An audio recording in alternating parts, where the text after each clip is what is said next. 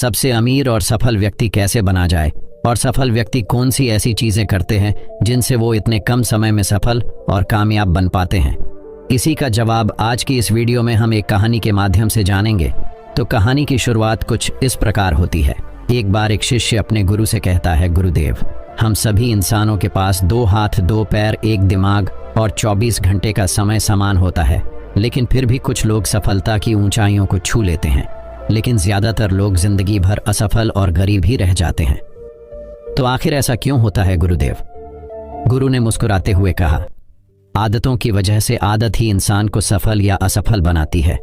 एक असफल और गरीब व्यक्ति जिंदगी भर ऐसी आदतों को अपनाए रखता है जिसे दुनिया के सबसे सफल और अमीर व्यक्ति जीवन की शुरुआत में ही छोड़ देते हैं। शिष्य ने फिर प्रश्न किया, वह ऐसी कौन सी आदतें हैं गुरुदेव जिसे दुनिया के सबसे सफल और अमीर व्यक्ति जितना जल्दी हो सके छोड़ने का प्रयास करते हैं? गुरु ने अपने शिष्य को उत्तर दिया, आज मैं तुम्हें ऐसी आदतों के बारे में बताऊंगा जो दुनिया के सबसे सफल और अमीर व्यक्ति जीवन की शुरुआत में ही छोड़ देते हैं। अगर तुम्हारे अंदर भी है ऐसी कोई आदत, तो तुम्हें ये आदत जल्द से जल्द छोड़नी चाहिए। पहली आदत, जब कोई बात कर रहा हो तो उसके बीच में टोकते नहीं। यह आदत दुनिया के लगभग हर सफल व्यक्ति में पाई जाती है कि वह सामने वाले इंसान को अपनी बात पूरी करने का मौका देते हैं, उसे कभी बीच में टोकते नहीं। वह सामने वाले की बातों को पूरे ध्यान से सुनते हैं और न केवल सुनते हैं बल्कि उसकी बातों को समझने का भी प्रयास करते हैं। सफल व्यक्ति लोगों की बातों को ध्यान से सुनने को अपनी आदत बना लेता है। असफल लोग लोगों की बातों को ध्यान से सुनते ही नहीं, और अगर सुनते भी हैं तो सिर्फ सामने वाले की बातों का जवाब देने के लिए। लोगों की बातों को ध्यान से न सुनी और उन्हें बीच में टोक देने के 2 बड़े नुकसान हैं। पहला नुकसान यह है कि वह इसे अपना अपमान समझकर उस बात को बताए ही ना और हम एक महत्वपूर्ण जानकारी से वंचित रह जाएं। वही दूसरा नुकसान यह है कि अगर सामने वाला कोई महत्वपूर्ण बात कर रहा है और हम उसे बीच में टोक देते हैं तो कई बार हो सकता है कि वह उस बात को ही भूल जाए। दोस्तों, दूसरी आदत होती है, सफल और अमीर लोग अपनी गलतियों और नाकामयाबी के लिए किसी दूसरे को दोष नहीं देते। मैं सफल हो जाता लेकिन मेरी किस्मत ही खराब है। आज मैं बहुत आगे बढ़ चुका होता लेकिन मेरे माँ बाप ने मुझे ठीक से पढ़ाया ही नहीं। मैं कमाल कर देता लेकिन मेरे घर वालों ने मेरा साथ नहीं दिया। यह जो दूसरों पर दोषारोपण करने की आदत है, यह व्यक्ति को थोड़ी सी खुशी तो दे सकती है, उसके घमंड को भी बढ़ा सकती है, लेकिन अंततः यह व्यक्ति को असफल बनाकर रखती है। ज्यादातर लोग अपने आलस्य और निकम्मेपन को छुपाने के लिए दूसरों पर आरोप तो लगा देते हैं, लेकिन अंदर ही अंदर उन्हें पता होता है कि सच्चाई कुछ और ही है। लेकिन जो सफल और अमीर बनते हैं वह अपनी गलतियों और असफलताओं की जिम्मेदारी खुद लेते हैं और उनसे सीख कर आगे बढ़ जाते हैं। अब तीसरी आदत यह है कि सफल और अमीर लोग कभी भी खुद के बारे में नकारात्मक नहीं बोलते। सफल और अमीर लोग कभी भी खुद के बारे में नकारात्मक नहीं बोलते और ना ही कुछ नकारात्मक बातें करते। दूसरे लोगों को उनके बारे में जो बोलना है बोलते रहें, लेकिन एक सफल और समझदार व्यक्ति कभी भी अपने बारे में ना तो नकारात्मक बोलता है और ना ही सोचता है, मैं हमेशा ही गलतियां करता रहता हूँ, मैं उसके लायक नहीं, मुझसे नहीं हो पाएगा, मेरी किस्मत ही खराब है। ये सारी बातें जब कोई व्यक्ति जाने अनजाने में खुद से बोलता रहता है तो वो ऐसे मानसिक दलदल में फंस जाता है जहां से फिर बाहर निकल नहीं पाता। इसीलिए जब भी तुम्हारे दिमाग में इस तरह के विचार आए तो खुद को बचाने के लिए कुछ सकारात्मक करना शुरू कर दो। सकारात्मक जैसी किताबें पढ़ना, व्यायाम करना, अपनी सांसों पर ध्यान देना या किसी अच्छे व्यक्ति से बात करना इत्यादि। चाहे कुछ भी करो लेकिन खुद से नकारात्मक बातें मत करो। एक सफल और समझदार व्यक्ति कभी खुद से ऐसी बातें नहीं करता, क्योंकि वह जानता है कि व्यक्ति जैसा खुद के बारे में सोचता है और बोलता है वह वैसा ही बनता चला जाता है। चौथी आदत यह है कि सफल और अमीर लोगों के निश्चित लक्ष्य और प्राथमिकताएं होती हैं। सफल और अमीर लोगों के निश्चित लक्ष्य और प्राथमिकताएं होती हैं। अगर तुम्हारे पास कोई लक्ष्य नहीं है तो तुम आगे कैसे बढ़ सकते हो? अगर आपको पता ही नहीं है कि जाना कहाँ है और वहां पहुंचने के लिए उसे क्या क्या अपनाना और क्या क्या छोड़ना है, तो फिर वह अपनी काबिलियत और जीवन की विशाल संभावनाओं को पहचान कैसे पाएगा? इस दुनिया में जिस व्यक्ति के पास सुबह बिस्तर से जल्दी उठने का कोई कारण ही नहीं है, उसका पूरा दिन फिजूल के कामों में ही बीता है। एक सफल व्यक्ति सफल ही इसीलिए है क्योंकि उसने अपने जीवन का मकसद खोज लिया है और उस पर काम कर रहा है। जीवन में लक्ष्य का न होना असफलता की पहली निशानी है। अब पांचवी आदत कुछ ऐसी है, सफल और अमीर दूसरों को इज्जत जरूर देते हैं एक सफल और कामयाब व्यक्ति कभी भी किसी की बेइज्जती या बुराई नहीं करता जब तक कि कोई उसे ऐसा करने के लिए बहुत मजबूर ना करे।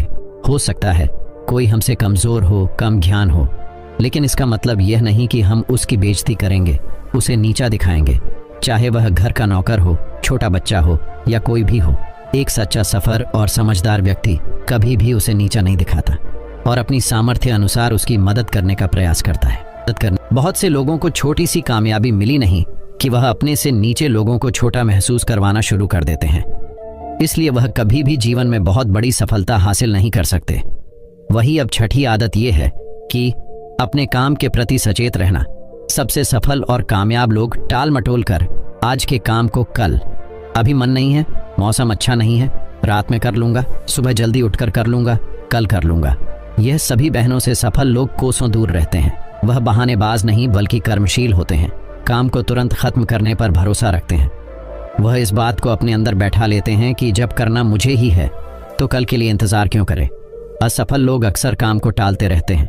काम को टालने से व्यक्ति को तुरंत तो आनंद महसूस होता है, लेकिन बाद में काम का बोझ बढ़ने से वह चिंता और तनाव का शिकार हो जाता है। इसीलिए अगर जिंदगी में बहुत सफल होना है तो आज के काम को कल पर डालना छोड़ दो और देखना केवल यही एक आदत तुम्हें बहुत आगे तक ले जाएगी। अब 7वीं आदत कुछ ऐसी है। कामयाब लोग कभी भी जिम्मेदारी से भागते नहीं, वह बहाने नहीं बनाते बल्कि जिम्मेदारी को स्वीकार करते हैं और उसे सीखने वह आगे बढ़ने का एक सुनहरा मौका मानते हैं। कहा जाता है ना, समझदारी उम्र से नहीं बल्कि जिम्मेदारी लेने से आती है। और यह बात एक सफलता की चाह रखने वाला व्यक्ति जानता है कि जिंदगी में उसे 2 में से सिर्फ एक चीज ही मिलेगी, या तो सफलता या सिर्फ बहाने। जो सच्ची सफलता की चाह रखता है वह हमेशा जिम्मेदारी को चुनता है, लेकिन जो असफल और नाकामयाब है वह बहाने ढूंढता रहता है, जिम्मेदारियों से भागने की शिकायत करता रहता है। आखिर वह इस काम को क्यों नहीं कर पाएगा, और सच में उसकी यह मानसिकता उसे ऐसा ही बना देती है और वह जिंदगी भर असफल और परेशान ही रहता है। इसीलिए अगर जिंदगी में सफल होना है तो आज से ही बहाने बनाना और टाल मटोल करना बंद कर दो। अब 8वीं आदत कुछ ऐसी है। सफल व्यक्ति दूसरों की बुराई और उनसे बेवजह बहस करने से बचते हैं। टाल मटोल करना बंद कर दो। कामयाब लोग दूसरों की बुराई और उनसे बेवजह बहस करने से बचते हैं। पीठ पीछे किसी की बुराई करना और बात बात पर दूसरों से बहस करना मूर्खों की निशानी है, और यह आदत व्यक्ति को कभी भी आगे नहीं बढ़ने देती, क्योंकि ऐसा करके व्यक्ति बेवजह ही अपने से बड़ा दुश्मन बना लेता है जो उसकी सफलता की राह में उसकी बाधा बनता है। दोस्तों, 9वीं आदत यह है कि कामयाब लोग हर तरह के नशे से खुद को दूर रखते हैं। जो लोग सच में अपनी मेहनत से सफल और कामयाब होते हैं वह मदिरापान, धूम्रपान और हर तरह के नशे से खुद को दूर रखते हैं। लेकिन जो लोग अपने मकसद के प्रति समर्पित हैं, अपने लक्ष्य की तरफ पूरे एकाग्रता के साथ जुटे हुए हैं, उन्हें किसी बाहरी नशे की जरूरत ही नहीं है। उन्हें अपने काम में ही नशा है, अपने काम में ही शांति मिलती है। ये सब नशे तो उनके लिए हैं जो अपने काम को नहीं कर सकते और मानसिक शांति का शिकार हो जाते हैं। फिर उस शांति को वह नशीले पदार्थों से प्राप्त करने का प्रयास करते हैं, लेकिन वह वहां भी असफल ही रहते हैं। इतना कहने के बाद गुरु मौन हो गए और शिष्य की आंखों में देखने लगे। शिष्य समझ गया कि गुरु की बातें पूरी हो गई, इसलिए उसने गुरु को प्रणाम किया और वहां से चला गया। दोस्तों, एक और कहानी से समझते हैं कि हम अपनी बुद्धि और मन को नियंत्रण में लाकर कैसे एक काम के प्रति अपना फोकस बढ़ा सकते हैं। कहानी की शुरुआत कुछ इस प्रकार होती है। एक बार की बात है, एक बहुत ही बुद्धिमान व्यक्ति एक स्थानीय गांव में रहता था। वो बुद्धिमान व्यक्ति उस गांव का मेयर था और गांव का हर कोई व्यक्ति उसका सम्मान करता था। उसके विचारों और राय को अच्छी तरह से स्वीकार किया जाता था। कई लोग सलाह लेने के लिए उसके पास आते थे, लेकिन उसका बेटा हालांकि बहुत आलसी था। सोने और अपने दोस्तों के साथ समय बिताने में अपना समय बर्बाद करता था। किसी की भी सलाह या धमकी का उसके ऊपर कोई भी असर नहीं पड़ता था। वो बिल्कुल भी नहीं बदला और साल बीतते गए और समय के साथ साथ उस बुद्धिमान व्यक्ति की जवानी भी खत्म होती जा रही थी। जैसे जैसे वो बूढ़ा होता चला गया, उसे अपने बेटे के भविष्य के बारे में सोचकर चिंता होने लगी। फिर उसे याद आया कि उसे अपने बेटे को कुछ देना होगा ताकि भविष्य में वो अपने परिवार का ध्यान रख सके। उसके बाद उस बुद्धिमान व्यक्ति ने एक दिन अपने बेटे को बुलाया और कहा कि मैं चाहता हूँ कि तुम जिम्मेदारियां लेना सीखो और इस जीवन को समझो, और मैं चाहता हूँ कि तुम अपने जीवन के लक्ष्य को ढूंढो, और जब तुम उसे ढूंढ लोगे तो उसे तुम हमेशा याद रखो। तब तुम सदैव खुशी और आनंद से भरा जीवन जी सकोगे। फिर उसके बाद उन्होंने अपने बेटे को एक बैग सौंपा। जब बेटे ने उस बैग को खोला तो उसमें 4 जोड़ी कपड़े और कुछ खाने के लिए चीज़ें और थोड़े बहुत पैसे थे, और उसके साथ एक नक्शा भी था जिसे देखकर वो हैरान हो गया। फिर उसके पिता ने उसे कहा कि मैं चाहता हूँ कि तुम एक खजाना ढूंढो, और मैंने उस जगह का एक नक्शा भी तैयार किया हुआ है जहाँ खजाना छिपा हुआ है। बस तुम्हें उसे ढूंढकर मुझ तक लाकर देना होगा। उसके बेटे को यह विचार बहुत पसंद आया और उसने यह सोचा कि उसके पिता के पास उसके लिए एक अच्छा आइडिया है। इसीलिए अगले ही दिन वो लड़का खजाने को ढूंढने की यात्रा पर निकल पड़ा। उसे वास्तव में बहुत दूर सीमाओं, जंगलों और पहाड़ों की यात्रा करनी थी। जब उसने यात्रा की तो कुछ दिन हफ्तों में बदल गए और हफ्ते महीनों में बदल गए। इस दौरान वो बहुत से लोगों से मिला और कुछ लोगों से उसे खाने की मदद मिली तो कुछ के पास आश्रय। वो उन लुटेरों से भी मिला जिन्होंने उसे लूटने की कोशिश भी की, और जो लोग उसे धोखा देने का प्रयास करते थे उसे अपनी यात्रा में लोगों के बर्ताव का सबसे अच्छा और बुरा अनुभव मिला। धीरे धीरे मौसम बदल गया और जब मौसम खराब हुआ तो वो उस दिन रुक गया और मौसम साफ होने पर अपनी यात्रा को फिर से शुरू की। आखिरकार 12 महीनों की यात्रा करने के बाद वो अपनी उस मंजिल पर पहुंच गया, और वो एक पहाड़ की चोटी थी। नक्शे में यह दिखाया गया था कि खजाना एक सुनहरे रंग के पेड़ के नीचे रखा गया है, और जब उसे वो पेड़ दिख गया तो उसने उस पेड़ के नीचे खोदना शुरू किया। लेकिन 2 दिन खोदने के बाद भी उसे वहां पर कुछ भी नहीं मिला। तीसरे दिन वो इतना थक गया कि उसने निराश होकर उस जगह को छोड़ने का फैसला कर लिया और अपने घर वापस लौट आने का मन बना लिया। जब वो वापस अपने घर जा रहा था तब रास्ते में उसने उसी बदलती लैंडस्केप और सीजन का अनुभव किया, और इस बार हालांकि वो खिलने वाली फूलों और पेड़ों में नाचने वाली पक्षियों का आनंद लेने के लिए रुक गया, उसके साथ ही वो केवल सूर्यास्त देखने के लिए अलग अलग स्थानों पर रुक भी गया। उसे पहाड़ की चोटी पर पहुंचने के लिए 12 महीनों का समय लगा, और फिर से घर लौटने में भी 12 महीनों का समय लगा। जो भोजन उसने अपने साथ रखा हुआ था वो केवल कुछ ही महीनों तक चला। अब उसे अपने खाने पीने और रहने की व्यवस्था करना सीखना था, और उसके साथ ही उसे जंगली जानवरों से खुद की रक्षा करना भी सीखना था, और उसने वह भी सीखा। घर लौटते वक्त वो उन लोगों से मिला जिन्होंने उसे पहले मदद की हुई थी, और इस बार वो उनके साथ कुछ दिन रहा भी, और अंत में जब वो लड़का अपने घर पहुंचा तब उसे ऐसा एहसास हुआ कि उसे घर से गए 2 साल हो गए। उसके बाद वो लड़का सीधे अपने पिता के कमरे में गया।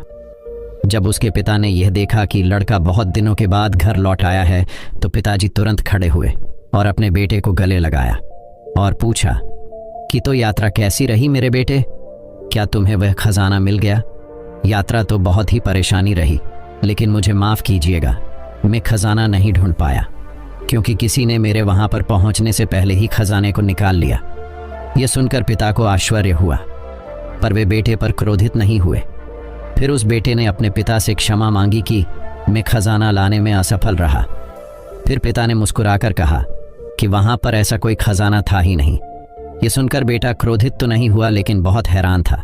बेटे ने कहा कि तो फिर आपने मुझे उसे ढूंढने के लिए क्यों भेजा? पिता ने फिर कहा कि मैं तुम्हें निश्चित रूप से बताऊंगा कि मैंने तुम्हें वहां पर क्यों भेजा, लेकिन उससे पहले तुम मुझे यह बताओ कि उस स्थान पर तुम्हारी यात्रा कैसी रही और क्या तुमने उसका आनंद लिया?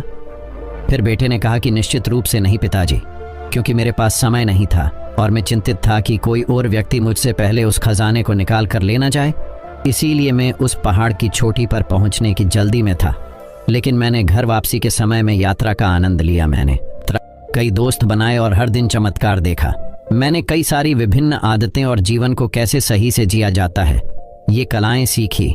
इन सभी सीखों ने मेरे खजाना न ढूंढ पाने के दर्द को भुला दिया।